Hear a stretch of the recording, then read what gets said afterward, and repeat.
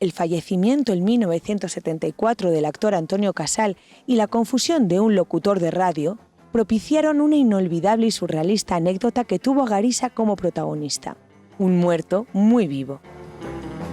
Hay otra anécdota que a mí me gusta mucho, que le dieron por muerto en un momento dado. Bueno, eso sí, ahí? eso Un fue cuando murió Antonio Casal, el gran actor. Sí. Pues él estaba hospitalizado porque Garisa tuvo desde bastante joven problemas de salud.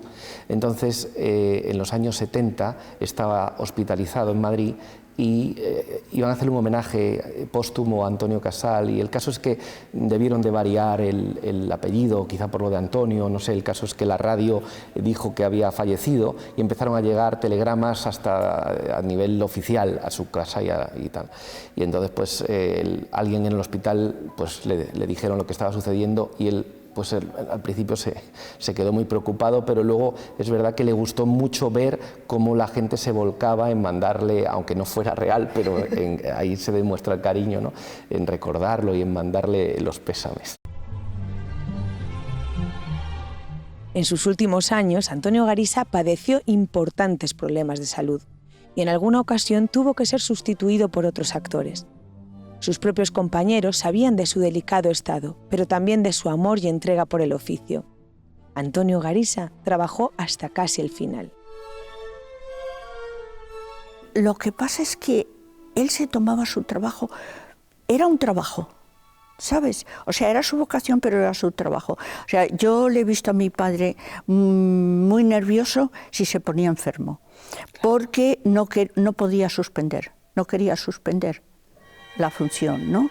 Entonces se lo tomaba muy en serio. Es muy curioso eso que dices ahora, porque esos actores de esa generación y los que todavía, ¿no?, ya son mayores y siguen trabajando, que tendrán ahora unos 80, son los únicos actores que yo he visto que se dan las altas voluntarias en el hospital, claro, para venir al teatro, y luego van a dormir al hospital, ¿no? Eso yo los sigo viendo, claro, y sigue pasando, y eso es esa generación de tu padre que hacía esas cosas, ¿no?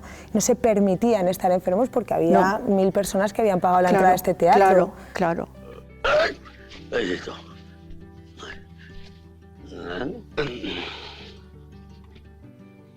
Ay, madre. Pues no, señor, no me sangra. La herida se me cerró hace 12 años, pero me quedaron dentro los perdigones. Y ahora me salen. ¿Sabe usted? Le salen, sí. Me pica un dedo, me rasco y ¡zas! Un perdigón. ¡Ay! Me pica la oreja, me rasco y ¡zas! Otro perdigón. No, 2 perdigones. 1 y 2. Ya es raro, ¿verdad? Bueno, usted lo sabrá. Usted es el médico. Fuimos a Zaragoza, sí, claro. Total, que de repente nos llega como un aviso de que Garisa está en el hospital. Pero claro, como no sabíamos si había función o no había función, digo, bueno, pensé, digo, yo me voy a maquillar. Si hay función, pues ya estoy maquillada. Y si no hay función, cojo el bolso y yo me voy al hospital a ver qué le ha pasado a Antonio. Y esa era mi intención, y de repente estoy en mi camerino y oigo cantar una jota. Y digo, ¿quién canta una jota? Y ya me levanto, me voy al escenario y veo que viene Antonio cantando una jota por medio del patio butacas, y yo con la cara así digo, pero Antonio, ¿pero no estabas en el hospital? Bueno, venía como nuevo, le habían hecho una transfusión de sangre porque estaba muy bajito de todo eso, le habían apañado, venía encantado con unos bofretillos así como colorados en esto que llevaban siempre así, y dije, yo no me lo puedo creer, o sea, lo que es esta raza de actores tan maravillosa que se fue del hospital al teatro, claro. Eran compañías que tenían 2 funciones diarias. 2 funciones diarias, sí.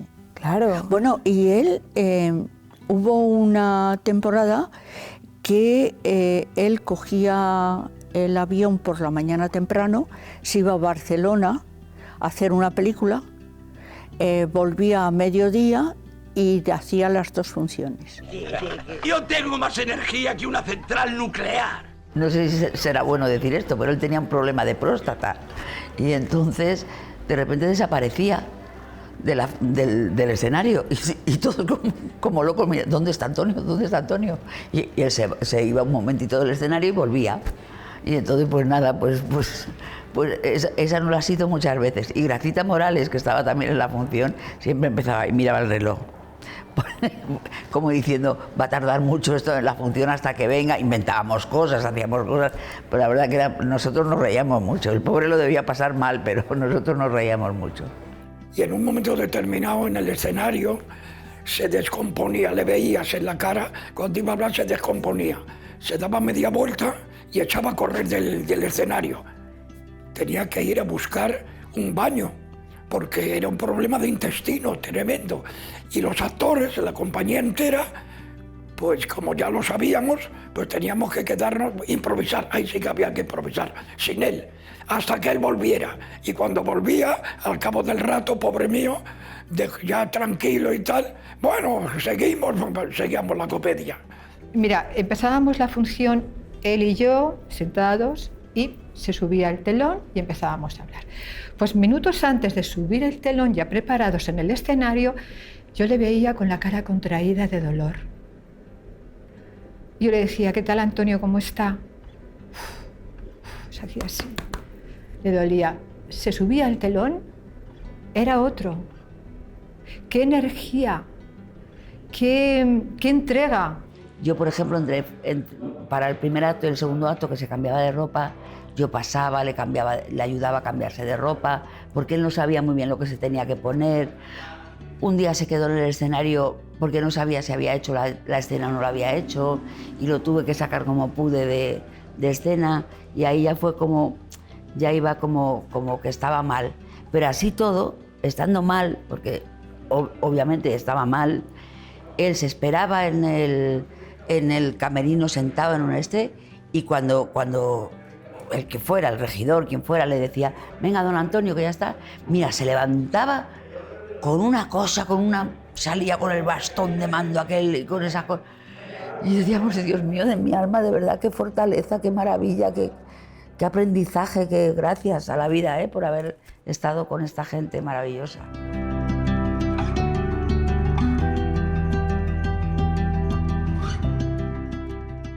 Les recuerdo que son 400 pesetas.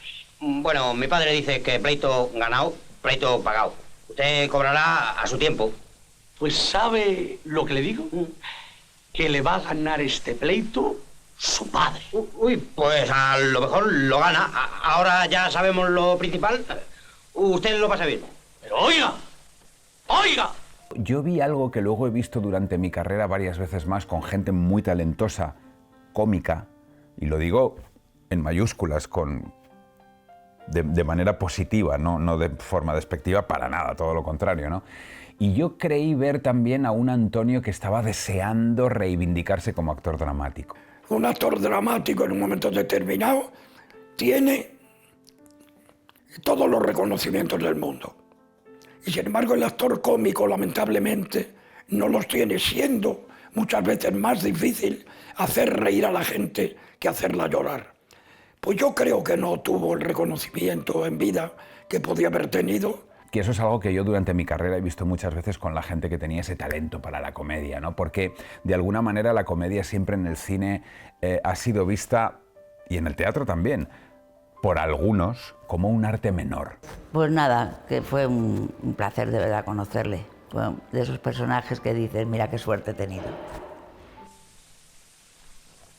Yo no soy orador, tampoco soy abogado, ni hace falta.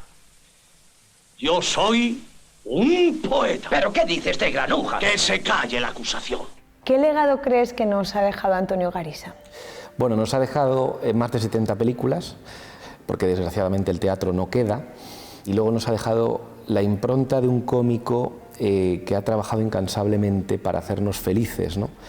Que ha trabajado y se ha dejado lo mejor de sus mejores años en los escenarios, en los estudios de cine, para hacer que la gente sea más feliz o al menos se ría, se entretenga. Era su filosofía de vida, ¿no? Divertir a la gente, entretener. Y creo que eso también debería de traducirse pues, en que su tierra natal le reconozca como una calle, ¿no? Que creo que en Zaragoza debería haber una calle con su nombre, porque él siempre llevó a Zaragoza en el corazón y siempre presumió de aragonés, y esto pues eso es de tener en cuenta y de agradecer.